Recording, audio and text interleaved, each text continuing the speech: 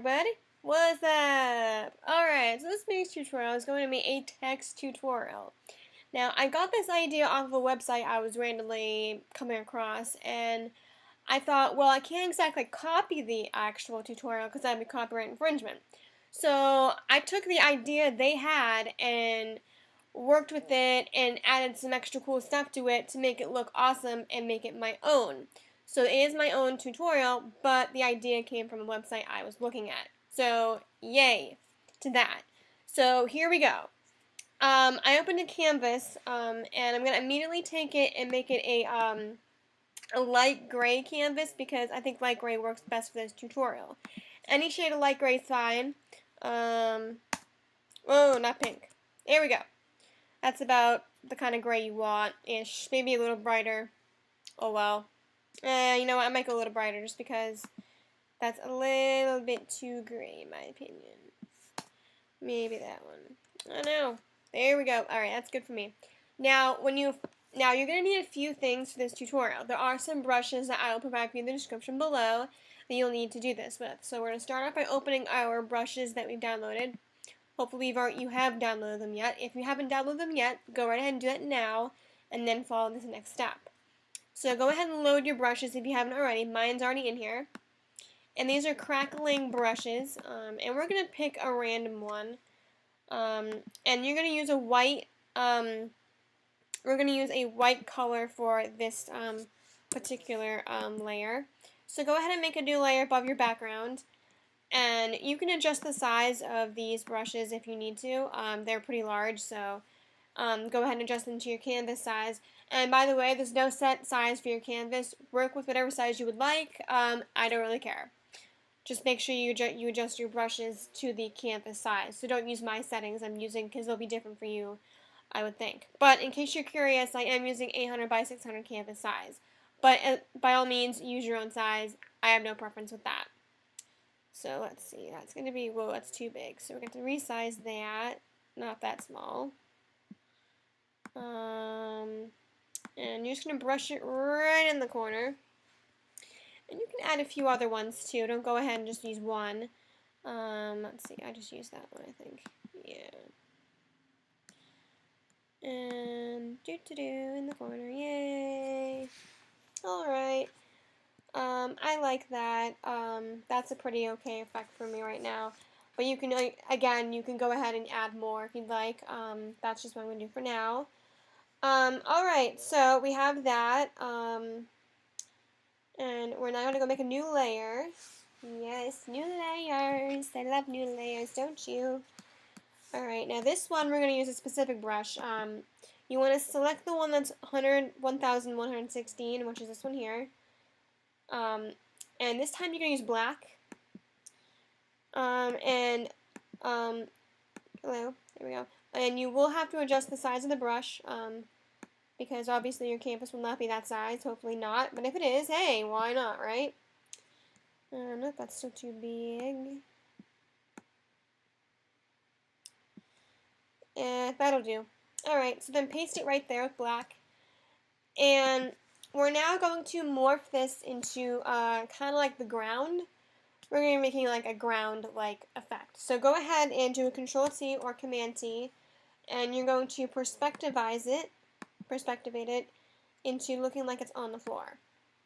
So you may have to do this a couple times to get it just to the right settings. Hold down your Shift key and drag it out all the way. And as you'll see here, it's a bit too big for my canvas, so again, I'm going to hit the Enter key and just resize it so that it looks good to my image. So I'm going to have to perspectivize it again, and I think that looks alright. That's alright, it'll do.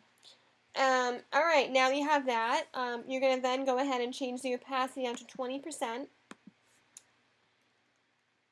Only because we're not really going to show the whole thing. We just want to show it like it's a kind of an effect. Now, on this particular layer, you're going to have to kind of use the eraser tool a bit and erase out some of the parts that show. You want to blend in with your background. So go ahead and use a soft round brush of any size and erase the parts that look kind of weird and blend it in with the background. Like so. Alrighty then. You've gotten this far. Congratulations. Let's move on. Now, we're going to start using our text now. Now, when you use your text, you have to do each individual text letter individually. And reason being as it's going to work better for the final outcome. The next effect we're going to be doing to it. So the effect we're going to be doing to the text, you will need to have it individualized for the following. And you'll see why in a moment. So I'm just going to use the word jazz. In my final outcome, you'll see that I use the word jazzed. I did make an image earlier, which you can clearly see in my left corner as a PSD file, and I'll share that with you later on in the end. So I'm using a random font I have on my computer. I don't really care. Use any font you like. Just don't use a cursive type of font. Make sure it's like an Arial black, maybe something along that line. Because now what we're going to do is we're going to warp the text. Now, you can warp your text two different ways, but I found for this tutorial doing it the regular way and the only way and the one way I know how to do it works best. You can go ahead and use the right click and go warp text. You could do that, but it won't give you the outcome and the effect you're kind of looking for. While yes, it will warp your text, but not maybe as what's the word I'm looking for? Not as extravagant as it would if you just rasterize the layer. So we're going to go ahead and rasterize the layer, and we're going to warp this particular letter all on its own. So do a Control-T and hit warp. And in case you're wondering, if you didn't rasterize this layer, the warp section would not be available, just so you know. So if you don't rasterize it, it'll be grayed out, and that'll be why. So if it's grayed out, make sure, then you'll have to make sure and double check, is it rasterized? And then you'll be like, oh, it's not. There you go. I'm going to zoom in just a bit so I can work with this layer. And you're going to warp it to whatever kind of an image you want. I'm not really sure. I'm just going to warp it maybe like down below, to the left, to the right. Nah.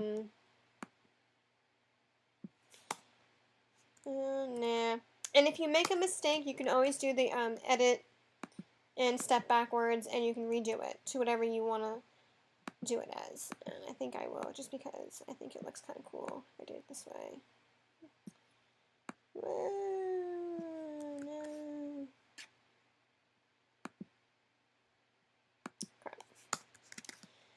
This is why you have the edit and free transform. Alright.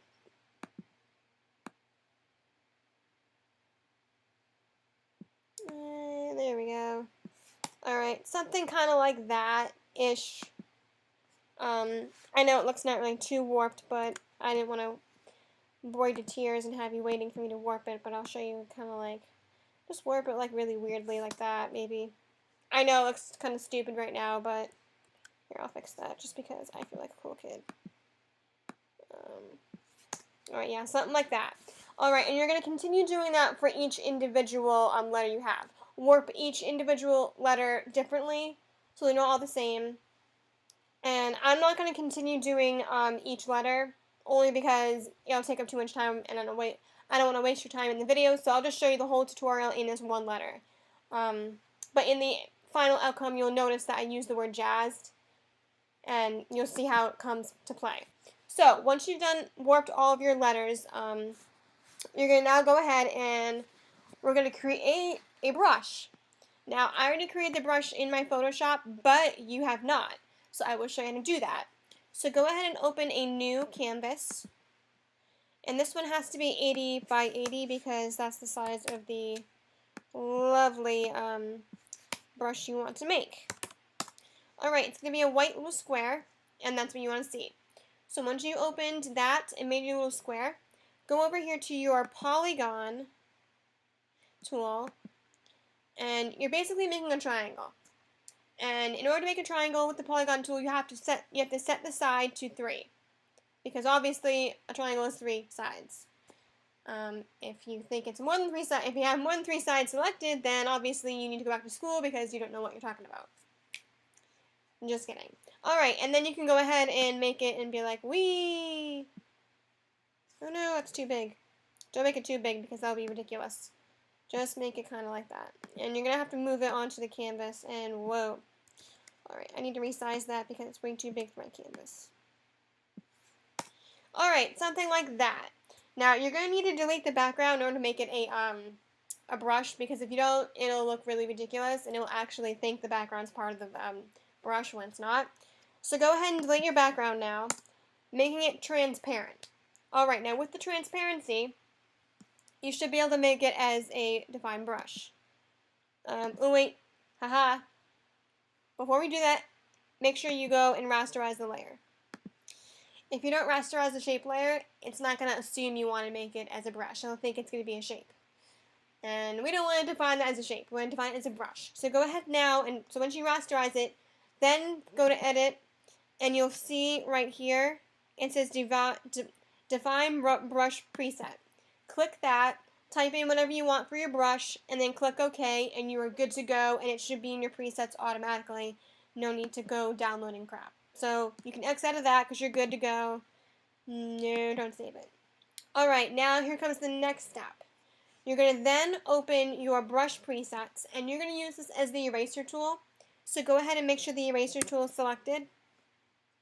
Then go over here to this little fine brushy tool, and you're going to turn on Shape Dynamics, and the size is going to be 100%, 100%, 100%, and that's going to be 10%.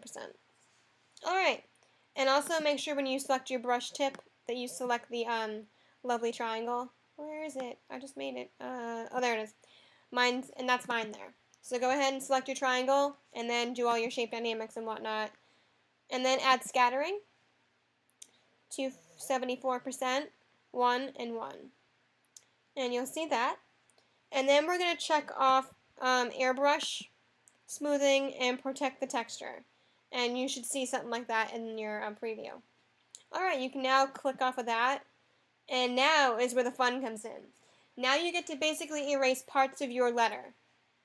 And you can do this, now, before we even go erasing, I want to explain to you a little something. Once you've warped all of your text, you are free to move all of your text into one entire layer. Or you can leave them individually and then erase each letter individually if you would like to do it that way.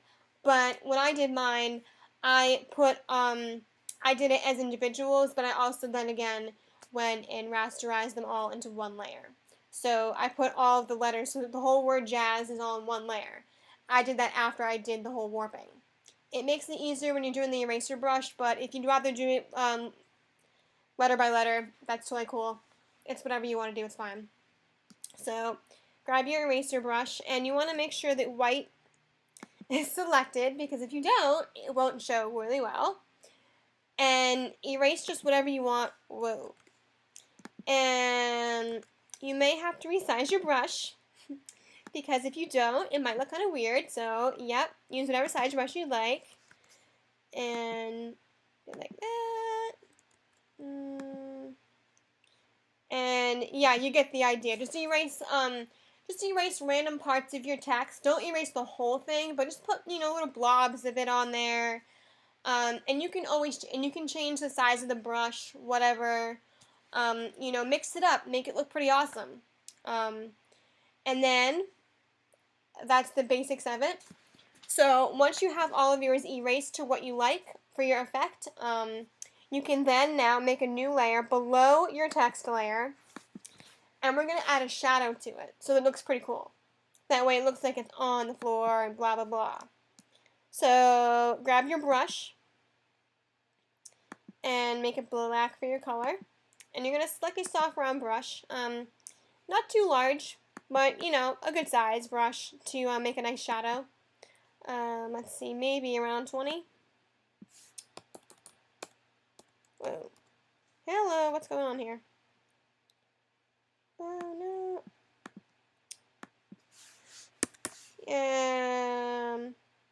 You know what? What the heck? Alright, there we go. And then just make a line that goes along your own text. So just do like a curve. If you have a J, do a curve. And then you're going to change that to 20% for your opacity.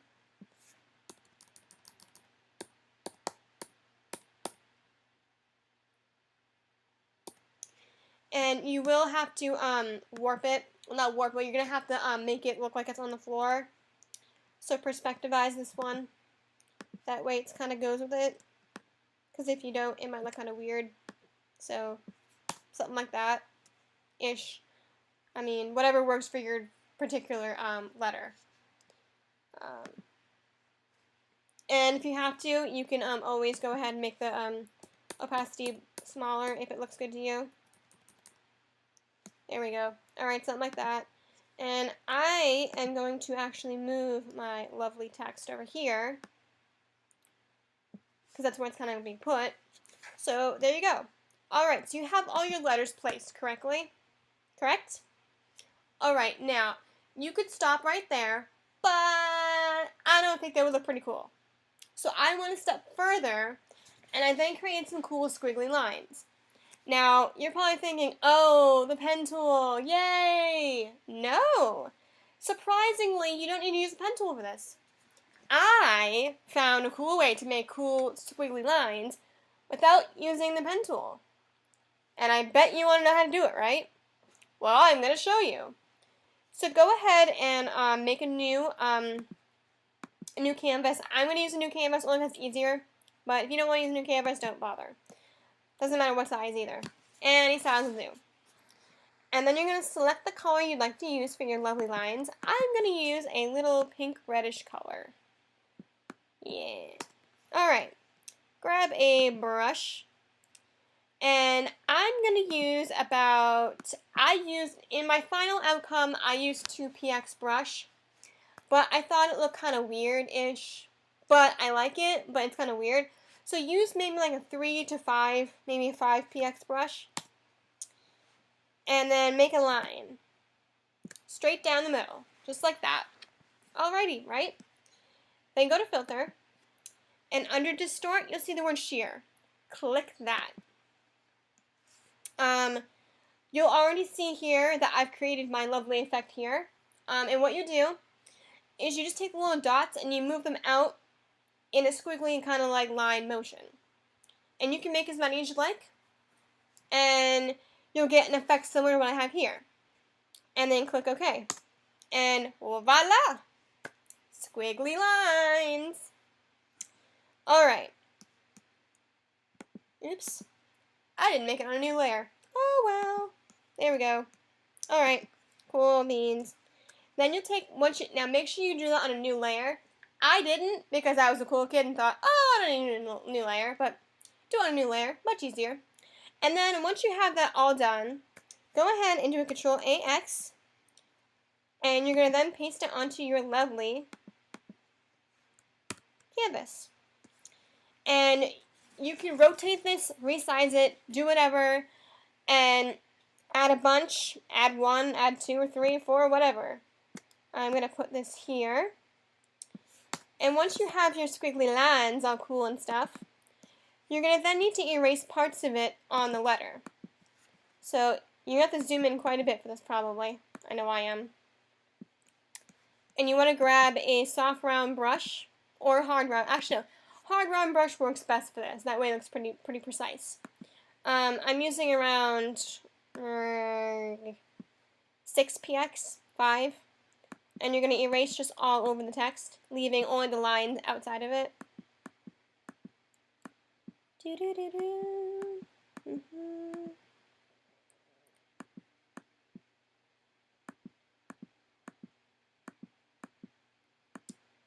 And alright, there we go. Zoom out and look at your product. Oh, hey! But I noticed in mine, I have it's too big for the tutorial. So in that case, go ahead and use an eraser brush, soft round one, and blend it all in. Ooh yeah, blending in. Alright, there you go. Awesome, right? You now create something awesome. Give yourself a high five. Alright, well, one more step to this that makes it look pretty cool. Make a new layer above all of them. And grab a big white brush. I think 70, depending on the size of your text, will depend on the size of the brush. You use maybe like around 80 100px brush, and make a white dot. Oops.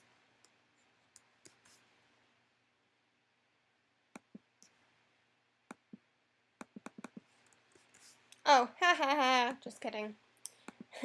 It's not an eraser with a brush.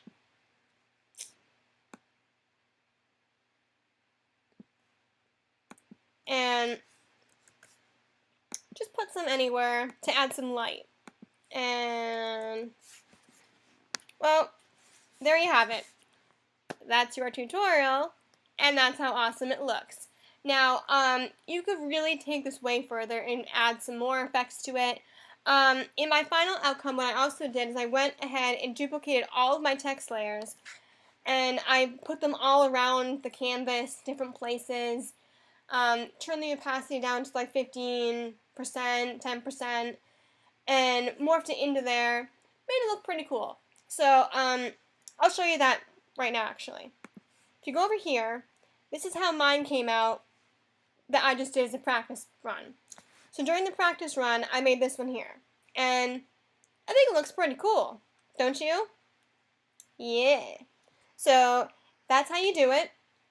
It's as simple as that. I know this video is probably really long, and I'm very sorry if I bored you to tears, but hey, I thought it was cool, and sometimes cool and awesome stuff takes a long while to make in Photoshop. Nothing's under 5 minutes in Photoshop if you want to have it awesome. I'm just saying. Alright guys, thanks for watching. Comment, like, and subscribe. Oh yeah.